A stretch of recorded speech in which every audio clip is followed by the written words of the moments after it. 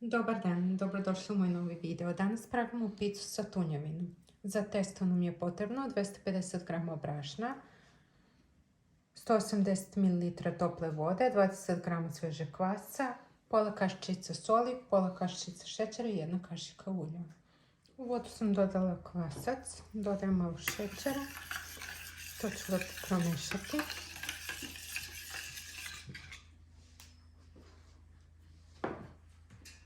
Zatim u brašno dodajem pola kašičicu soli.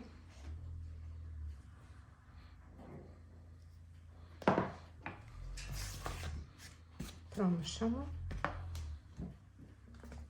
Dodajem 1 kašiku ulja.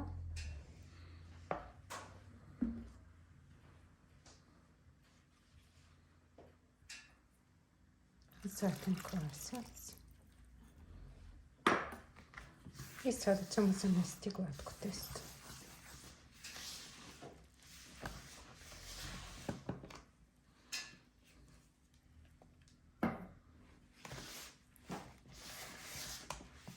Kad smo ovako zamesili, dodat ću još samo malo brašna.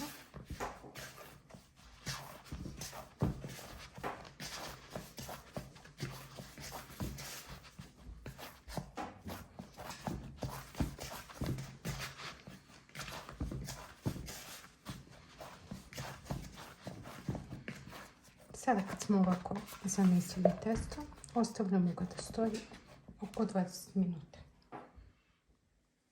Od sastojke za picu nam je potrebno 160 g tunjevine, ja sam tu ubacila malo mladog luka, kao što vidite. Paradajz sos koji sam začinila sa origanom, bosiljkom, biberom, belim lukom u prahu i malo kečapa. I ovdje imam 3 vrste sira, mladog luka crnog i malo masline. Sada kad nam se testo malo nadjeglo, dodajemo brašna i malo ćemo ga premesiti. Još uvijek je lepljivo.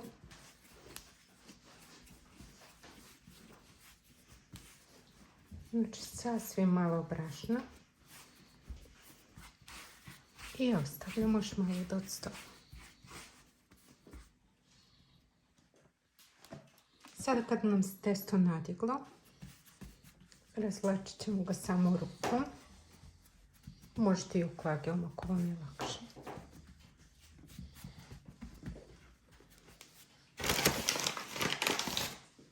Dodat ću još malo brašna.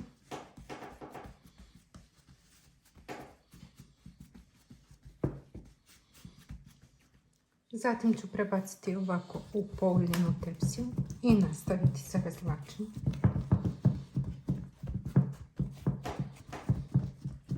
Razvucite do kraja tepsije, bit će to velika jedna pica.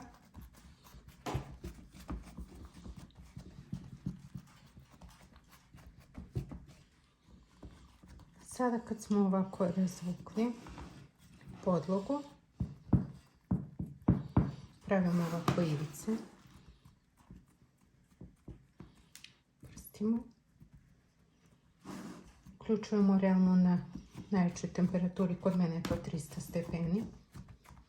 I dok nam se realno zagrije, ostavljamo testo da odstoji.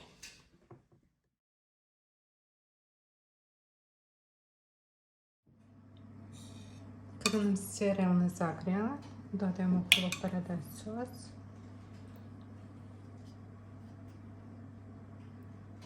Premažite svuda. Do ovih ivica.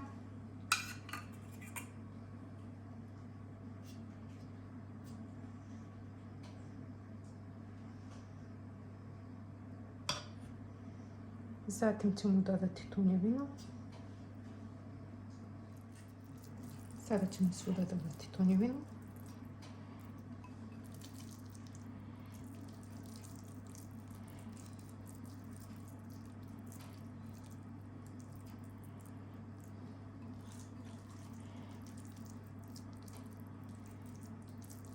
Zatim dodajemo masline.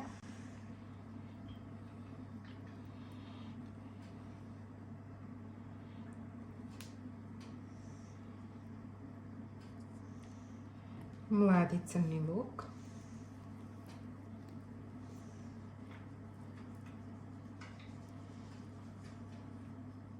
I na kraju 3 vrste kačkavara.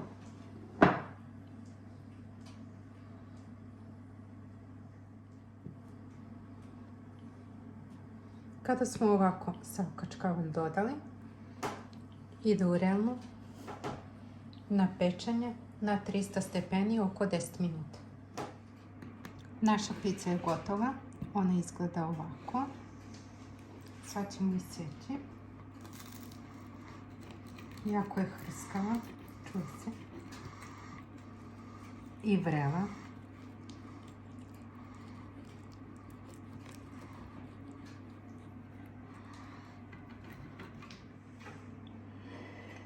Napravite i probajte. Jako je sočna i ukusna.